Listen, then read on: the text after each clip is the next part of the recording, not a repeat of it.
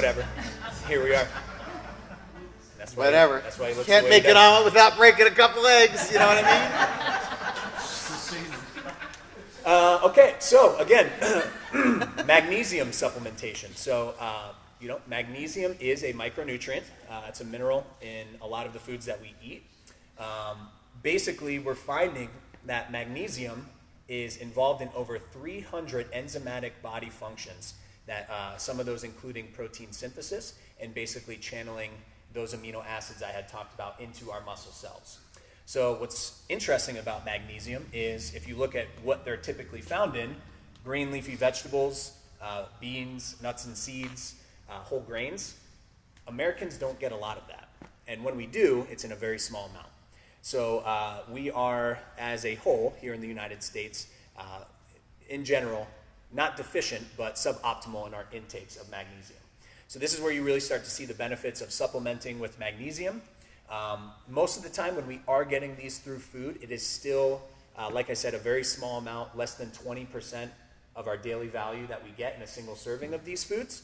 So that's really where you start to see this added supplementation. So most commonly in our world, I think in the sports world and in CrossFit, we find this as ZMA, and that is a combination of other minerals as zinc and a B vitamin to help essentially improve muscle recovery, muscle metabolism, so building muscle, but then also too helping with a little bit of immunity and immune function. So with this, we do have to be kind of cautious. So a lot of these you'll find that in excess, they start to cause like GI discomfort, mainly nausea, cramping, diarrhea, but also, vomiting can occur too.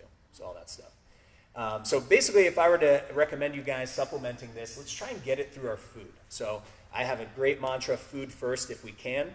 And this isn't too hard to do if we are being conscious of how we're pairing our meals and what we're doing with that. So next slide for me, Ryan. Do you want to real quick? I was going to say, you could take more is not better necessarily with any of these things. If you're Jeff and you're, strapping 200-pound guy, we'll say you're 200 pounds. 210, right? Putting on muscle. So for him, 210 grams of protein may be perfect for what he's doing here on a daily basis. That doesn't mean that 420 is twice as good. There's a point of diminishing returns to all of these things, and it's sensible to be sensible with regard to how you look at that stuff. More is not necessarily better. In many cases, it could be markedly worse. So real quick, this is just like kind of a quick reference guide with just different food servings and the correlating magnesium value. So basically we're looking at about an ounce of almonds only contains about 20% of our daily value of magnesium. Going down the list, some peanut butter, whole grain bread, down near the 10% of our daily value. So you can see how we really have to put in our due diligence to make sure we're getting close to that 100%. Dark chocolate is a source. Let's see if it's on the list. No. So that's going to be a very Not small that amount. good of a source. And it goes down to 2%, Hill, so we're looking at 1% or less. We're grasping at straws at that point. But that is a good kind of reference into earlier in our presentation. We talked about there was an alcohol on there, and basically with that, we hear a lot red wine being beneficial for heart I'm glad health. you brought this up. This Right, pisses and you me could off. probably talk to it more than I can. You're even getting into a lot more recently the craft beer game and the mineral and vitamin content of those being healthful for the body too. But at the end of the day, like the analogy I like to use is if you're going to have a salad, you're going to douse it in ranch dressing, you're kind of removing the benefit of eating those vegetables in that salad by covering it in fat and salt and all that nasty stuff that's going to do you a disservice more than anything. So Use your brain for a minute. Does that make sense to you? That something, whether it's red wine or beer or hops, have this antioxidant, so you should drink a ton of IPA. Does that really make sense? No, it doesn't make sense. That's somebody trying to sell you something. That's So the internet yes, there telling us. probably is a trace amount of something that in some form is good for you. Does that mean that that's an excuse to consume those things? Absolutely, positively not. It's not. If you want to achieve your goals. If you don't, then knock yourself out.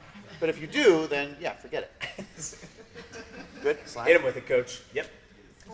Slide. All right, guys. Vitamin D. All right. I was trying to find some good pictures of this. This is a condition called tanorexia, which is way too much vitamin D. Man, do you guys remember this woman in the news? I think she almost brought her daughter into tanning salons too, I think. I can't remember exactly.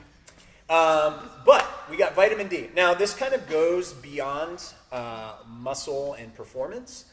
If we're thinking about supplements that we are going to optimize our health and wellness off of, vitamin D is very high on that list. At the end of the day, here in Ohio, we are very much at risk because you guys know you live here. We spend a lot of our year in the gray. However, during this time of year, just as a minimum of 5 to 30 minutes in the sunlight without sunscreen can be just enough to activate the inactive vitamin D that's in our skin. All right, and that varies based off skin tone. Omar can probably absorb a lot more than we can. He's genetically made for it, being from Egypt, so he can take in a lot more and synthesize a lot faster, given his skin tone and his genetics. However, the real benefit starts to be seen with mortality risk. So this can be something where we're seeing more correlation rather than causation.